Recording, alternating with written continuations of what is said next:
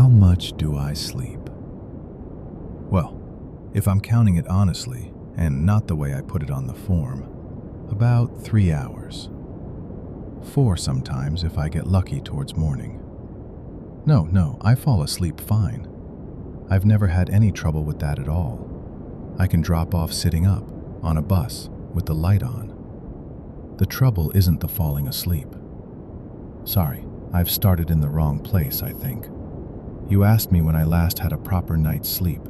Not slept all right, but slept so that you wake up feeling like a new man. I'll tell you honestly, 12 years ago, in April, 180 meters down, in a sleeping bag, on a clay ledge, in complete darkness. And if I don't tell you where it comes from, you'll prescribe me the wrong thing. You'll prescribe me something for anxiety, and it isn't anxiety. I've tried that. I used to go caving. Not on expeditions, nothing scientific. There was just a group of us. Garrick rigged the ropes, Seva carried more than anybody, Tanya drew the maps. And me. I was 24, and down there I was happy. You're probably thinking it's frightening down there. That's the thing people ask most often. It isn't. It's quiet. A steady 6 degrees all year round. No wind, no strangers, and no such thing as tomorrow. We called the cave the Jug. The way in is narrow, like the neck of a jug, and after that it opens out and drops away below, into the belly. A pitch, then the rift where you go along sideways, catching your helmet on everything, then a second pitch, and the floor at 180. Not many people went into it, and we knew it the way you know your own flat. We went for 2 days, down on the Saturday, sleep the night, work on the Sunday, and come out in the evening. Now, about the markers, because everything after this is about the markers. In a cave you know well, markers aren't there to stop you getting lost. You can't get lost in the jug. There's one way, and it goes down. They're there so that when you're down there and tired, you don't have to think. Tape on a rock at a junction, an arrow scratched in the clay with a finger, 3 little stones on a ledge, a loop on the rope, a bolt in the wall where it's awkward. And this is the important part, Doctor. We put all of it there ourselves, by hand, for ourselves.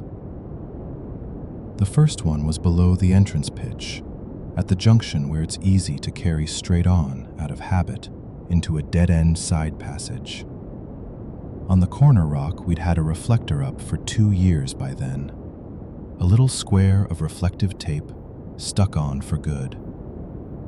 I was walking along, and my hand went to it by itself, without looking, the way you touch the banister on your own stairs. My hand went to where it ought to have been, and met nothing. I didn't think anything of it.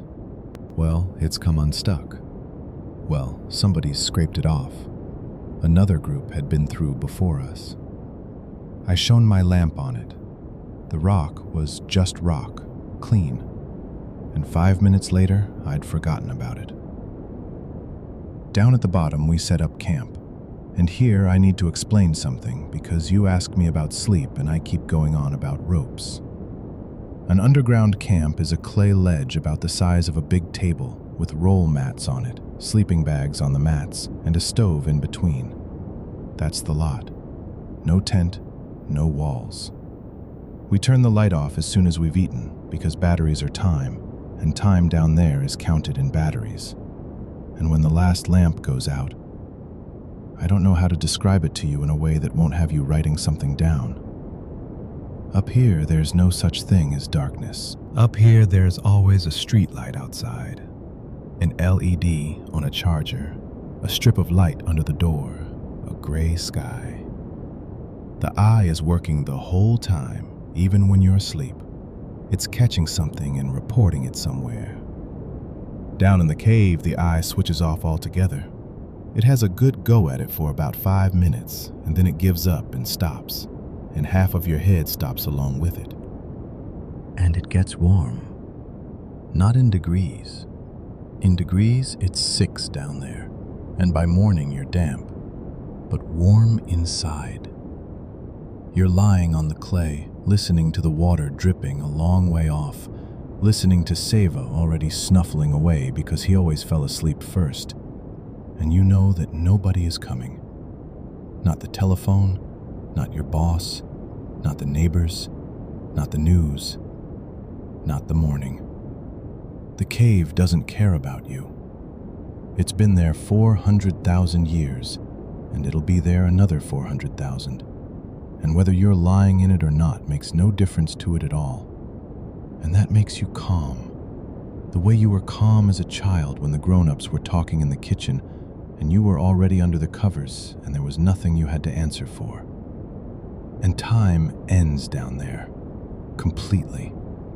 Up here, you always know roughly what the time is, by the light behind the curtain, by the sound of the lift, by the ache in your back. Down there, you take your watch off, put it away in the sack, and half an hour later, you couldn't even guess whether it's evening or the middle of the night.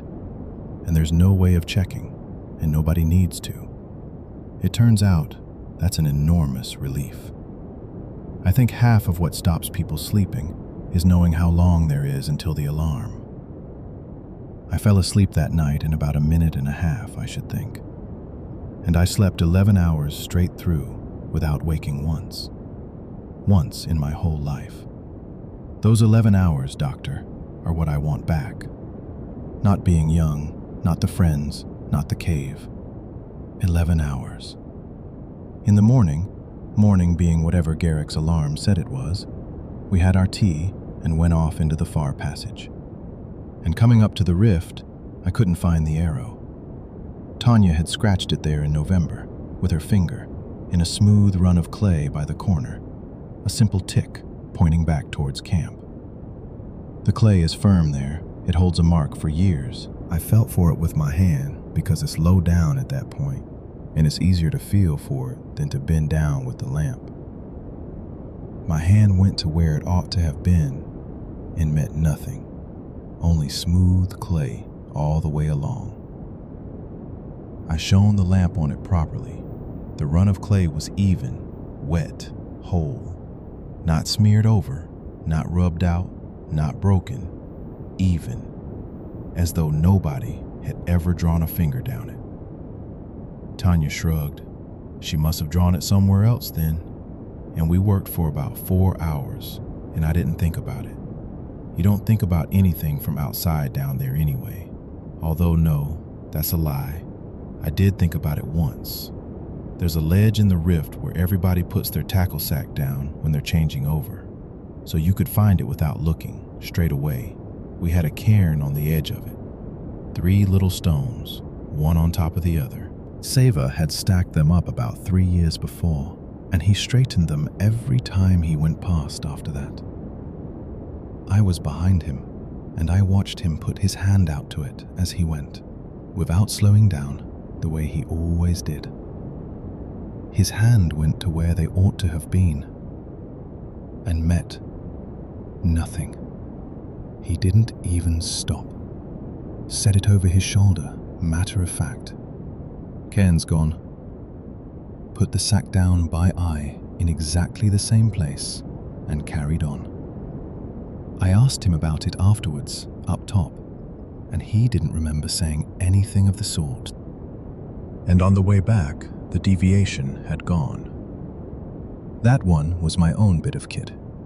A short sling with a carabiner on it to hold the rope off the edge so it doesn't saw through. I put it in myself the day before with my own hands, and I even remember that I used a yellow carabiner. I'm coming back up the rope. I get to that place, and my hand goes out sideways.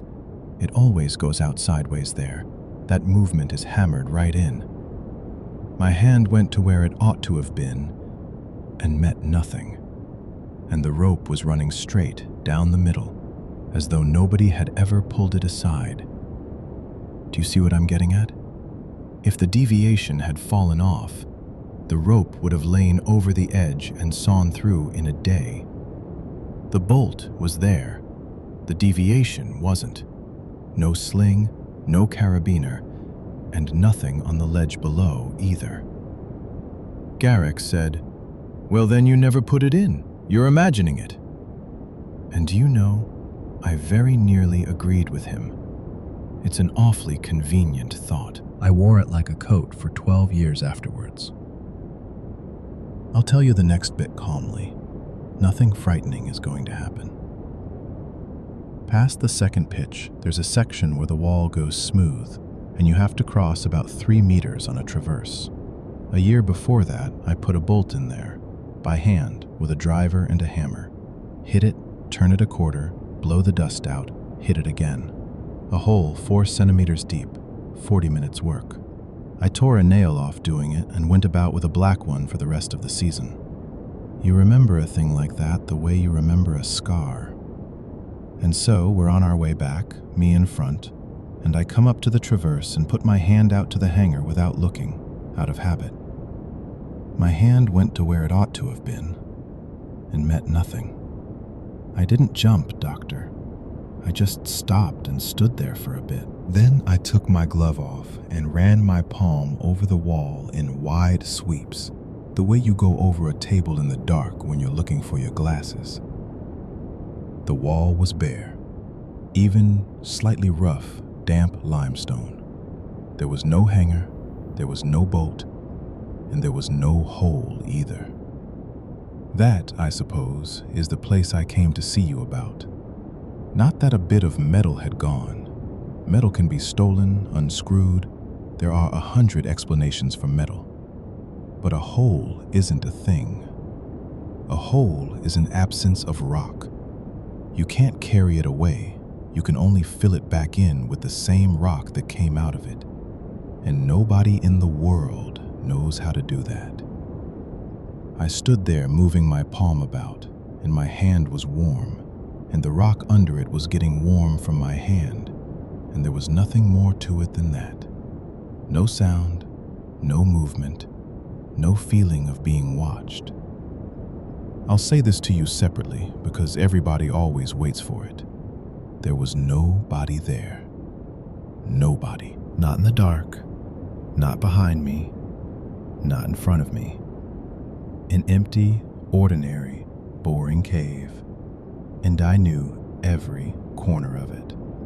There was simply nothing left in it of what I'd driven into it myself. We got across the traverse on a lifeline, with Garrett grumbling that I was a right butterfingers. We were back out on the surface by 9 in the evening. And there, while Several was getting the stove going, I sat down on my rucksack and lined it all up for the first time. The reflector, the arrow, the cairn, the deviation, the bolt. And this is what I understood. In 2 days, not one single thing belonging to me had gone. Not a lamp, not a carabiner, not a spoon, not a sock. Everything I'd brought down with me was still on me, down to the last little thing. The only things that went were the things I'd left there. The things I'd driven in, tied on, stuck down, and scratched. They were my way of saying to that place, "Look, I was here, and I'm coming back." I didn't say any of that to anybody at the time. We had our tea, we went to bed, and on the Monday, we went to work. There was one more thing, the last one. It happened up top, in daylight, in the field by the tents, that same Sunday. And that one, I'm not going to tell you. No, not because it's frightening. It's quieter than the rest of it, if anything. It's just that I said it out loud once, a long time ago, to one person, and then spent months explaining that there was nothing wrong with me. I'd rather not do that again. It's got nothing to do with the insomnia. I'll only say that I never went caving again after that Sunday. Not once in 12 years. I told the others it was work and family, and they believed me straight away. At 25, everybody starts saying that. And now about the sleep, which is what I came for. For 12 years, I slept normally. Badly, lightly, but like everybody else.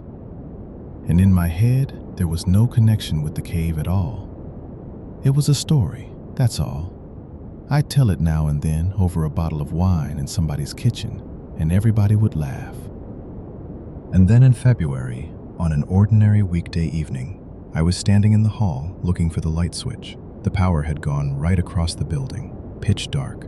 I'd taken my shoes off and I went along the wall. I've lived in that flat 11 years and I know it better than I know myself, and my hand went to where the switch ought to have been. And met it, straight away, exactly where it should be. Nothing wrong with it at all. It just didn't work, because there was no power anywhere in the block. And I stood there in the dark with my finger on the switch, and I suddenly heard my own heart, out of nowhere, over nothing at all. And that was when I understood. I'd been checking all that time, you see. 12 years, every day, a good many times a day, without ever noticing it. I come into the flat. I touch the keys in my pocket, though I've only just opened the door with them. I get into the car. I put my hand out to the mirror. I wake up. I run my palm along the edge of the bed, the bedside table, the wall.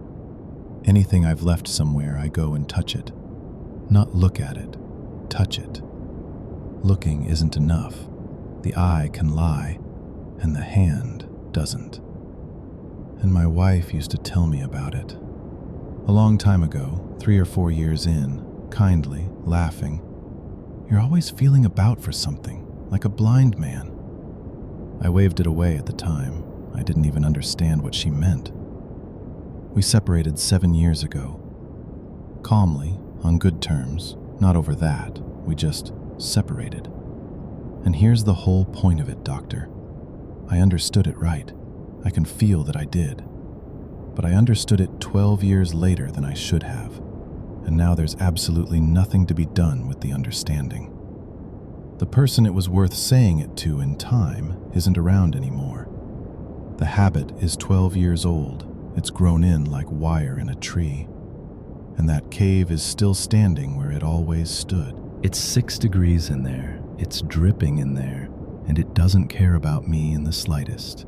And it never did. I looked for the answer to it for 12 years and never found one. I sleep like this now. I go to bed. I fall asleep quickly, the way I always could. And at about 3, I wake up, and my hand sets off by itself.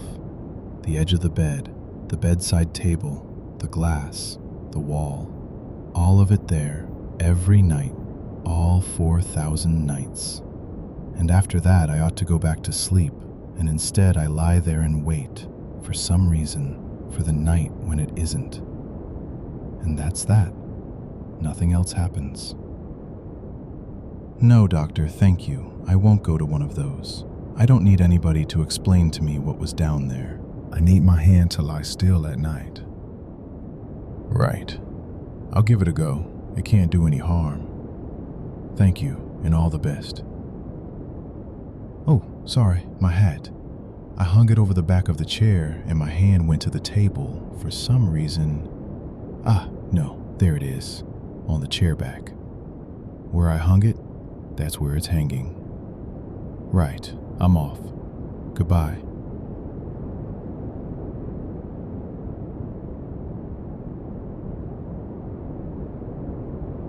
Right. Glasses on, pencil sharpened, light coming in over my left shoulder. We can start. This album has lain here with nothing written on it for 40-odd years. I never got round to it. First the service, then the children, then the grandchildren. And now it has to be done. Out of our lot, I'm the only one left who remembers them all by name. Guryev's still alive, but these last few years he doesn't know anybody anymore. So it's me. There's nobody else. I write in ordinary pencil, on the back, in block capitals, nice and big, so they can make it out when I'm not here. Ink's no good. ink comes through to the front. I talk out loud, but not because I'm lonely. It's just that when you're writing the captions, you have to remember, and remembering comes easier if you say it. Well then, off we go, gently, no hurry. Page 1, Photograph 1. The crew on the jetty, before we sailed, the whole lot of them fallen in. Written. That's all our lot there. On the left, the skipper, behind him, number 1, then the engineer, Paul Pavlich, the chief, we called him, Pavel Pavlovich by rights, only nobody on board ever said the whole of it, so Paul Pavlich it was. He's the one in the glasses, the only man on the boat who wore them. This one here, the lanky lad with the ears, that's Vitya Kulikov, a stoker. That's Tulkin, the youngest of us, 19 he was then, and he comes out with his mouth open in every single photograph. And that's Nikolai Ivanich Pryakin, the cook, the one in white. I'm not on it, I was the one taking it. They'd given me the camera for the wall newspaper. The political officer pushed it into my hands before we sailed and said, "Take pictures of life on patrol, only mind nothing secret gets into the frame." I never did learn how to photograph anything secret. I photographed people. Photograph 2. Pryakin in the galley, his hands in the dough, written. He baked our bread for us, out at sea, and the smell of it hung in every compartment, better than any feast. Afterwards, when he'd retired, he kept bees, and he'd send me honey in the post, right up until he died. Photograph 3. Kulikov and Tulkin by the diesels, the pair of them black as soot.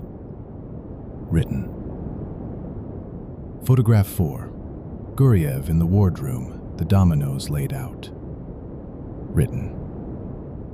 Dominoes were our great entertainment. They came down so hard you could hear it in the next compartment. Photograph 5. Pal Palich at the switchboard, pointing at something. Written. I photographed him more than anybody. He was the only one who wasn't camera shy. The rest of them, the moment they saw it, would put on a serious face, and he'd just wave a hand, "Go on, take it. You can show my wife one day what a handsome fellow I am." Photograph 6.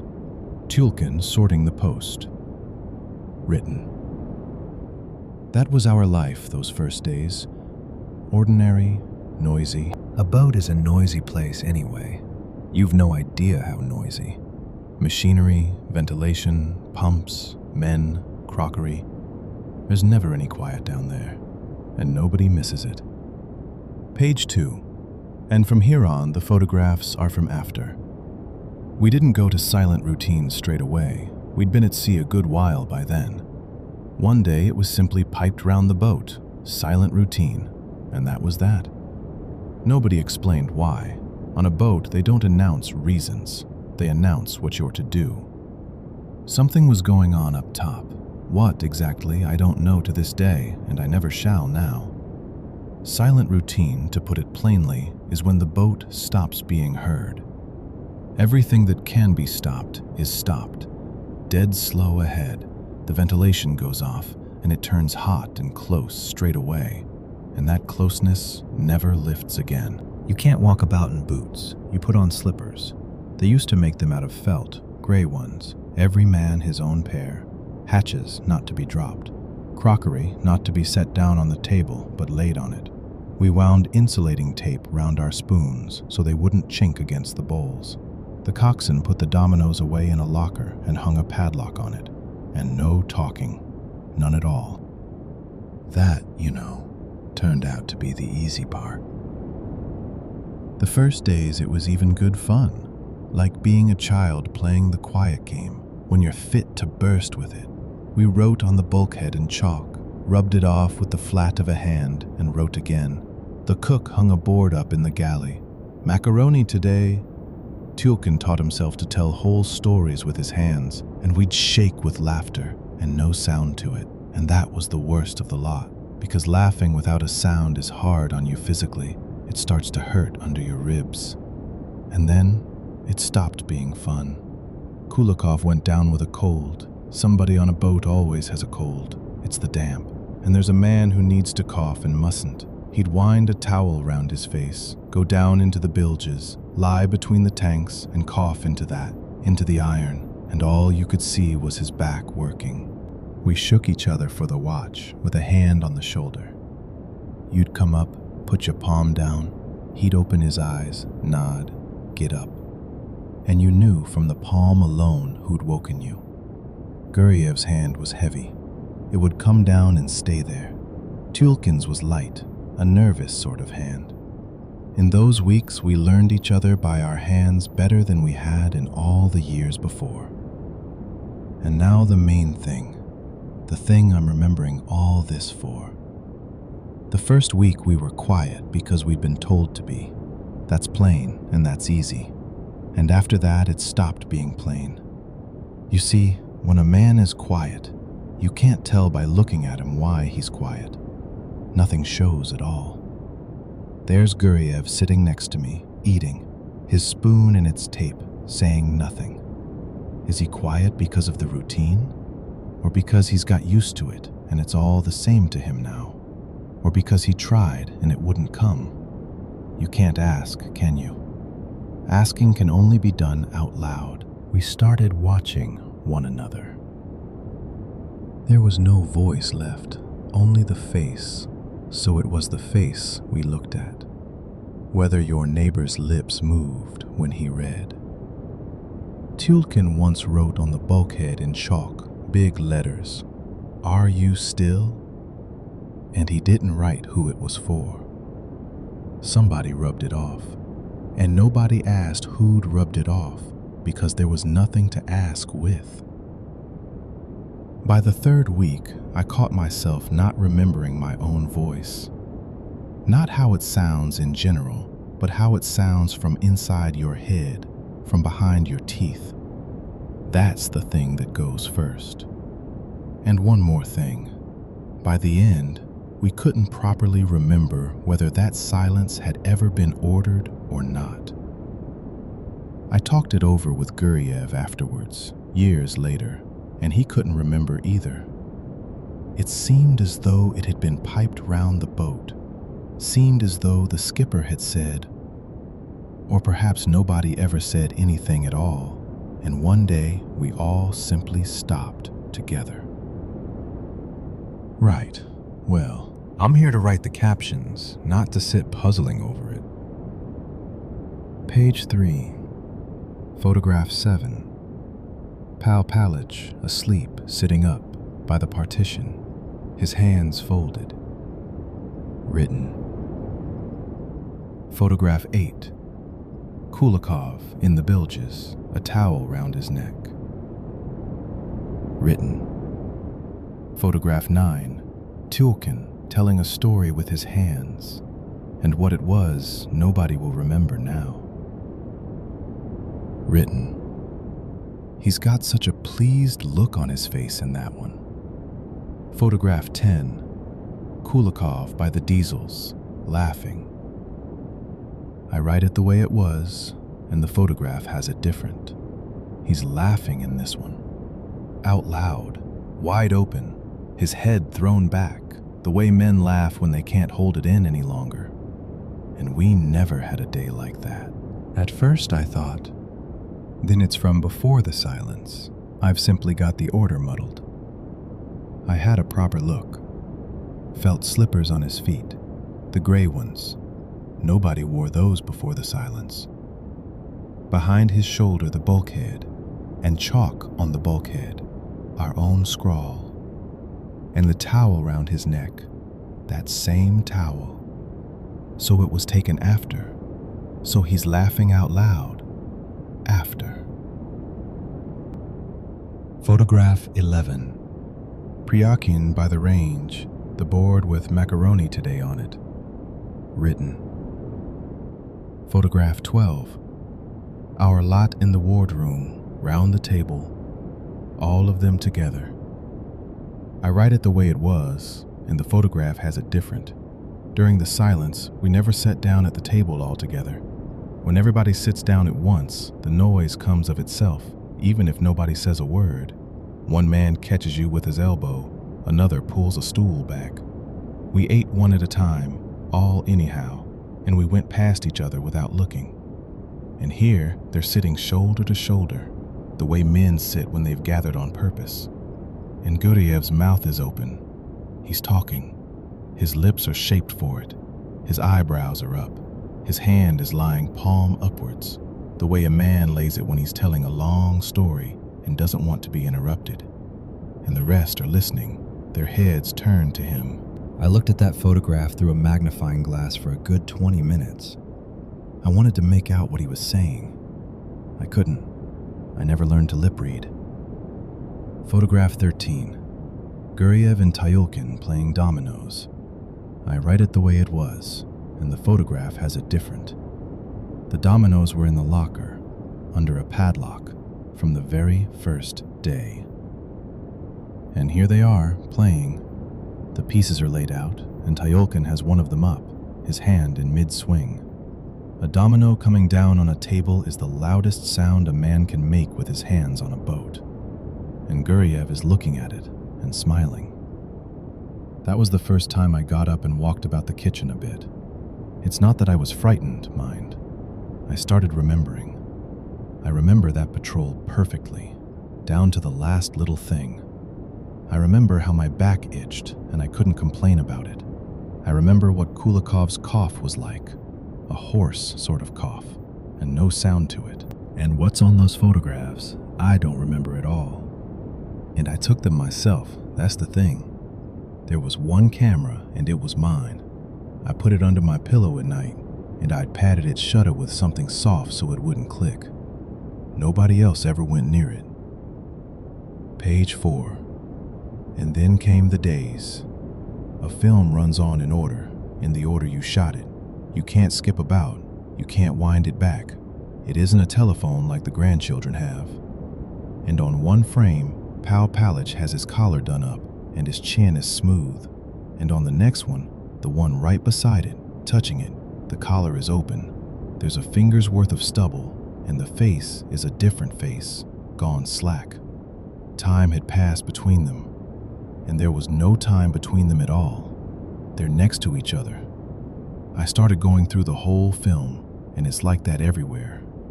Kulikov gets thinner. The graze on Tyulkin's cheekbone heals over, and I remember that graze. It took a week to heal, and on the photographs, that's 2 frames side by side. Photograph 14. Tyulkin at the bulkhead door, the graze gone already. I write it the way it was, and the photograph has it different. There are more days on that film than there were days. Not by much, just more. And I can even tell you which ones there are more of. The ones where we're happy. Every one of the extra photographs is a good one. On them, our tongues are loose, laughing, talking, bringing the dominoes down, sitting at the table together. There's not one of the extra photographs where anybody's silent. As though somewhere there was another patrol going on. The same one and on the same days, only in that one, the silence was never ordered, and my camera looked in there now and then. I was glad of it at first, if I'm honest. There they are, talking. Nothing's happened to them, they're all right. It's only that nobody's taken their voices off them yet. And then I thought, where did they come from, those days? Days don't come from nowhere. They have to be got from somewhere. I thought that, and didn't think it through, and went to bed. And I'll tell you honestly, I slept beautifully. Page 5, photograph 15. All of us at the ladder, waiting for the word to go up, written. We came out of it well, blew the tanks, came up, cracked the upper hatch. Air came down into the compartments, and everybody started talking at once, and nobody listened to anybody. We stood there talking rubbish, about the bathhouse, about the post, who owed who what. Tyulkin's voice had gone, and he was quite put out about it. Nothing happened to any of us. I want to say that on its own and plainly, so nobody thinks anything they shouldn't. Nobody fell ill, nobody lost his mind. We came in, We settled down, we had our leave. Kulikov served on and made warrant officer, married Nadia from the village. They've got 3. Pryakin got as far as his B's. Palpalich went off to the Volga to teach. Tilkin went early, but that was his heart. It runs in the family. His father was the same. Everything's all right with us. An ordinary patrol, the sort everybody had a dozen of. There's only the one thing I still can't work out. Nobody ever piped us out of silent routine. I went back over it afterwards on purpose, more than once. Plenty of things were piped. Diving, surfacing, cleaning stations. But as for anybody ever saying the routine was lifted and we could talk, no, there was none of that. They simply opened the hatch, the air came down, and everybody started talking of their own accord. Nobody even noticed that we'd never asked permission. Who needs permission when you're breathing already? I used to hand my films in at the photographer's, the one at the officers' club. There was a girl working there, Valia, 20 or so, and a terrible chatterbox. While she was taking the film off you, she'd get through what was on at the pictures, and her neighbor, and the shoes they'd promised to bring in. Everybody was fond of her, because where else were you going to get that much talking done? I gave her the lot, everything I'd shot on that patrol. I said by Friday would do. She said, I'll have them done by morning. My night's free anyway. And she did. By morning. Photograph 16. End of the film. Spoiled. Fogged. I write it the way it was, and the photograph has it different. There's no fogging on it at all. There's a room on it. The counter, the hatch where they take the work in, a shelf of boxes, a lamp hanging from the ceiling, and behind the counter stands Valia. I never took that frame. I didn't even have the camera with me that day. I'd handed it in along with the films. And it's taken from where nobody could have been standing, from the door. And she locks the door at night. I've watched her lock it myself. And the galling part is, it's a good photograph. Sharp, level, soft light. Valia never said another word from that autumn on. She wasn't ill. They took her to the hospital, and then to the regional one, and they looked at her throat, and they looked at her head. They found nothing. She simply stopped. And she never started again. 60 years and more. She married one of ours, brought up 2, worked on in the same shop till she retired. They gave her a little notebook on a string, and she wrote, "Receipt, on Thursday. Thank you." She was never on a boat once in her life. She never even liked the sea. It made her cold. Well then, the last photograph and I'll finish. Photograph 17. Valia at home, by the window, in her headscarf, her hands in her lap. I write it the way it was, and the photograph has it the same. It all agrees. The first time in the whole album that it has agreed. What's written is what was taken, and nothing extra, and not a single day that never was. I took it myself last year on her birthday. She waved me away, and then gave up waving and sat down. Tomorrow I'll take the album over to her. She'll take it, put it on her knees, and look at every photograph for a long time. Kulikov and Pryakin and Tilkin with his mouth open. Then she'll close it and hand it back. She always hands it back. And we'll sit a little longer, the 2 of us, by the window, while the tea goes cold. The 2 of us always sit without saying anything.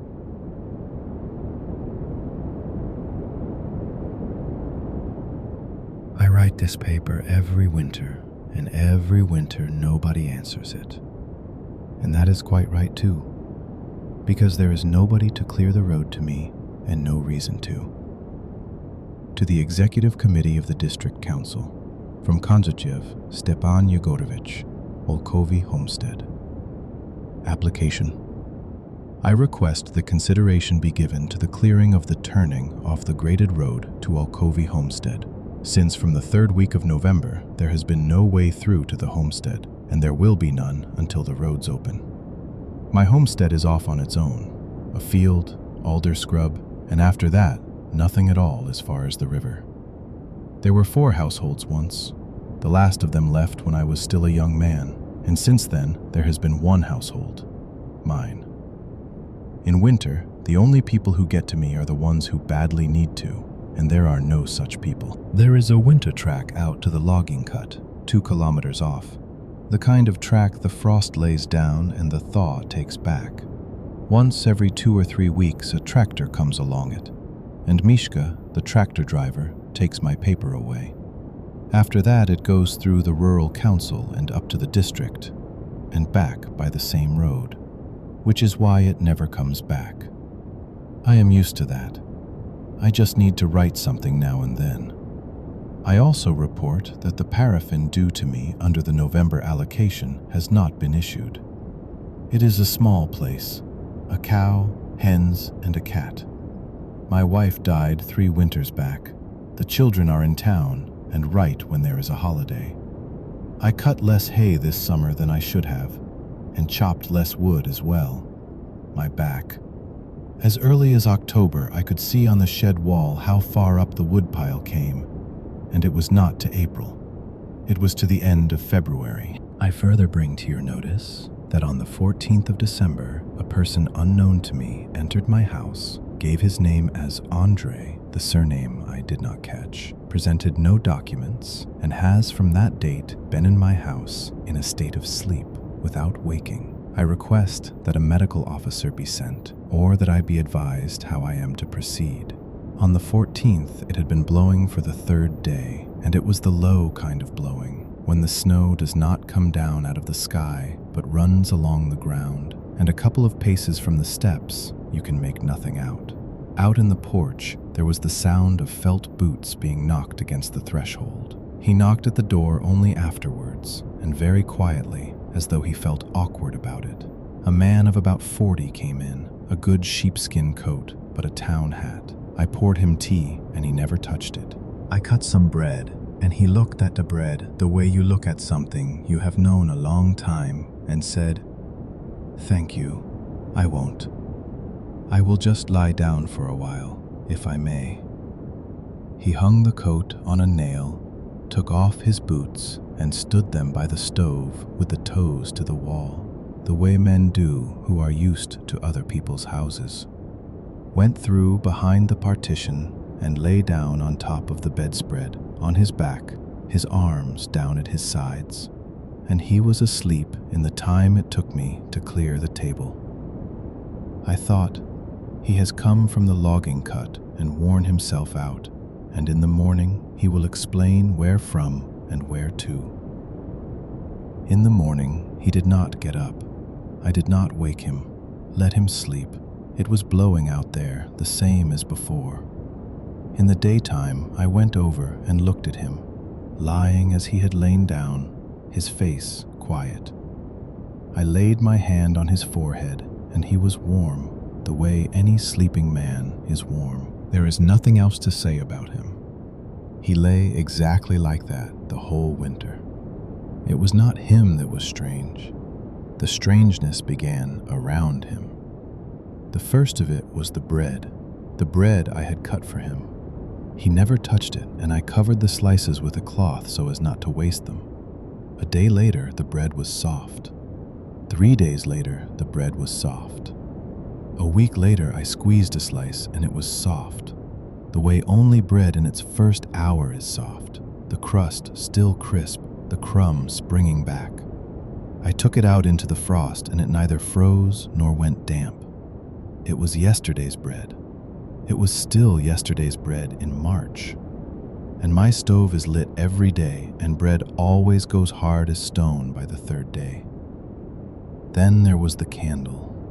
I go easy with the paraffin, so in the front room I burned a candle and not the lamp, and I would set it on a stool by his head. It burned steadily all night, and in the morning I would blow it out. And in the morning, the candle had not gone down overnight by so much as a hair. I decided I must be mixing it up with another one. There were 6 in the box. I took a knife and cut a notch level with the wax. And in the evening, I lit it again. And in the morning, the notch stood level with the top. The candle had not gone down overnight by so much as a hair. The wax did not run, and the wick did not char. It simply burned and stayed. And the second candle out of the same box, lit in my kitchen, had burned down by a third by morning and gone out by itself the way it should. So it was not the candles. It was the room where he was lying. Second application, further to the one submitted on the 22nd of December. The condition of the citizen is unchanged. Asleep since the 14th of December. Has not woken, has taken no food, has caused no harm. Identity not established, there being nobody here who could establish it. I copied that paper out 3 times, because after it came the consumption figures, and the December consumption came out the kind of figure they might well drive out to me over. I request that the figures for the consumption of feed, firewood, and paraffin submitted by me earlier be treated as erroneous. For the month of December, no consumption is recorded. That was the line I kept copying out, because it is true. I give the cow 2 forkfuls of hay every day, and the stack stands as it stood in September, and the autumn hollow in its side does not grow. In October, the woodpile came up the plank as far as the 2nd knot, and in January, it came up as far as the 2nd knot. I top the paraffin up once a week. The wick eats it. I took the glass off, and the lamp was full after 3 evenings running. And in the front room, the candle had not gone down overnight by so much as a hair, and I had long since given up checking it. And here you have to understand one thing. I was not frightened. I was glad. I sat there with the can in my hands, in a warm house in the middle of winter, with 100 days and more still to go until spring. And it was coming to me, slowly and pleasantly. The hay will last, the wood will last, the paraffin will last. Everything will last, because nothing is going down. In 30-odd years, I had never once known the like. There was always something I was short of. And here was a man lying behind the partition who asked for nothing and ate nothing, and in the house, everything that could go down had stopped. I also request that it be taken into account that I do not drink, keep no spirits in the house, am not on any register anywhere, and am of sound mind. That line I copied out again too. It was not being taken for a drunk that I was afraid of. A drunk is forgiven around here. False returns are not. So it came about that I sent the district a paper in which I honestly report that in my house, things have stopped running out. Mishka took it from me out on the winter track, and I did not ask him into the house. I stood in the frost, holding a paper folded in 4, and waited for him to drive away. Now about what there was not in the house, because that matters more than what there was. The clock on the wall went as it had always gone. The calendar ran out exactly on the 31st. Out past the gate the drift grew, the crust on the snow hardened, hair tracks were covered over in a night, and the firewood carried out past the gate froze over hard. Time was going the way it should. And inside the yard, it stood still. The snow on the steps was the snow that had fallen on the 14th of December, with his tracks in it up to the threshold. And it blew for 3 days and did not cover them. And then it blew again and again did not cover them. The steps are narrow, there is no getting round them, and all that winter I put my own boot down beside his.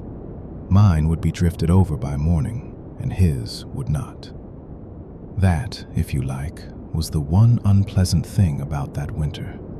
And even that was not frightening, only awkward, as though he had stepped out for a minute and would be back directly. The answer from the district came in February, the only one in all the years I have been writing, 1/4 of a sheet, faintly typed, and it said that my application had been referred to the appropriate authority, the Taiopleno Rural Council, for consideration on its merits. It even made me smile. By that time, what I wanted to ask for was something quite different. Third application. I request that the application of the 22nd of December concerning the sending of a medical officer be treated as withdrawn. No medical officer need be sent. No messenger need be sent. The citizen who is in my house is not to be disturbed or removed. I request that no clearing of the turning be carried out before the roads open. And that was where the paper ran out on me. After that, you are supposed to write, in view of which I request, and then the thing you need, and what I needed was the sort of thing that does not go into a paper.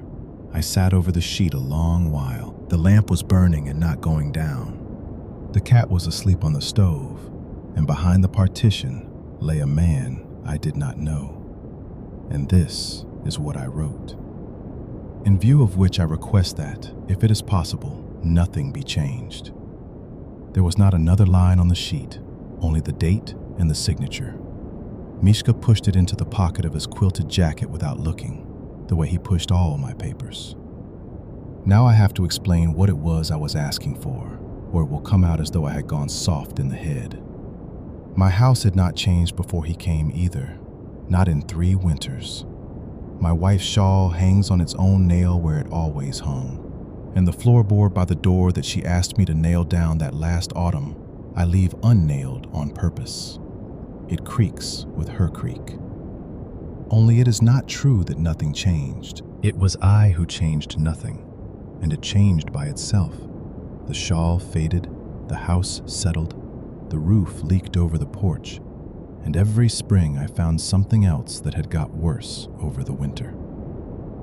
And that winter, it stopped.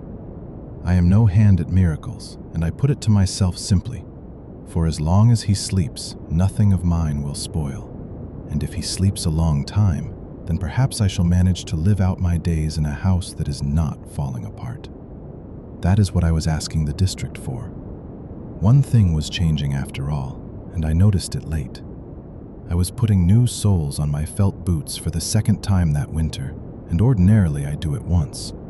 And my shirt caught my eye, worn clean through at the left elbow, and I could not remember when. And my back bent worse by evening than it had in November. The wood pile stood at the 2nd knot. The stack stood with its autumn hollow. The bread on the table was yesterday's. The candle had not gone down overnight by so much as a hair. And I was wearing out the way I had always worn out, and it turned out that in the whole place I was the only one going forward. I thought it through calmly, without any horror in it. The house stands, the bread stands, the candle stands. And the master of them goes on at his own pace, like the hare out past the gate, like the drift, like everything alive. And I did nothing about it. I finished the sole on the boot, lay down, and went to sleep. It all ended at the end of March, quietly, in the course of one morning. I looked into the front room and saw the candle on the stool. The candle had gone down by about a quarter. The wax had run down one side in a ridge. The wick had fallen over sideways and charred. I pressed a finger into the slice of bread, and it was stale, the way it should be on the 4th day. And then the bed creaked behind the partition and he sat up. He rubbed his face with his palms the way anyone does who has slept a long time, and he looked at me without any fright, the way you look at your host in a strange house where you have spent the night. I asked, "Well then, have you had your sleep out?" He said, "Yes, thank you. I am sorry it turned out like this." And he began putting his boots on. I asked him what date he thought it was. He said, "The 15th, thereabouts." I said, "The 27th of March." He thought about it and said, "A long time." And that was all. He explained nothing further, and I asked nothing further. Not where he had been, and not where he was going, and I could not bring myself to ask. A man had lain 3 months on my bed, had eaten nothing, had broken nothing, and apologized for the trouble on his way out. I poured him tea, and this time he drank 2 mugs and ate half a stale slice, soaking it in the tea. Then he put on his sheepskin coat and went. There was wet March snow on the steps, all pitted with the drip off the roof, and there were no tracks on it at all, not mine and not his. It had all gone in a single morning. He went down, left a fresh line of prints, and walked away across the field towards the winter track, and I watched until he had got small against the alders. Then I turned round and looked at my yard. The woodpile had sunk a long way below the second knot, as though making up 3 months in one go. The hollow in the stack had eaten in as far as the middle. There was paraffin only in the bottom of the lamp. I measured and reckoned up the way I reckon every March, and it came out that I would just make it to the new grass with nothing to spare, if I broke up the old rail fence for firewood. I did make it, as it happens. I broke up the fence, and the cow calved in May. 4th application. I report that the citizen concerning whom 3 previous applications have been submitted by me woke of his own accord on the 27th of March and left the same day in the direction of the winter track. I have no claim to make, and no damage has been caused. His identity has remained unestablished, in view of which I request, and after that, nothing. I sat over it in April, when the road had been opened up and the post was running again, and 1 line had to be added, and I realized I had nothing to put into it. No medical officer needed, no clearing needed, nothing to be changed, and that is not going to happen now anyway. So it lies there unfinished in an old tea box, together with the paper about appropriate authorities and consideration on its merits. There is almost nothing left to tell. It is not that I decided to forget it. At first, I even made a point of remembering. I would go out on the steps of an evening and think about the candle, and about the woodpile at the second knot, and about how good it had been in January with the can in my hands. And then the spring came, and the work with it. And on a homestead, there is always more work than there are hands. The garden, the calving, the haymaking, then the firewood again. And sometime in July, I caught myself not having thought about it for 3 weeks. I had not forbidden myself anything, and I had not taken fright. There was simply no room left. When you are building a stack, your head will not work on anything else. By the autumn, I had stopped going back to it altogether. It went away by itself, quietly, the way water goes out from under the snow. It seems there was a great deal of it only a moment ago, and then you walk over the same place and it is dry. I live as I lived, alone. In winter there is still no way through to me, and every winter I write to the district about the turning off the graded road, and they still do not answer.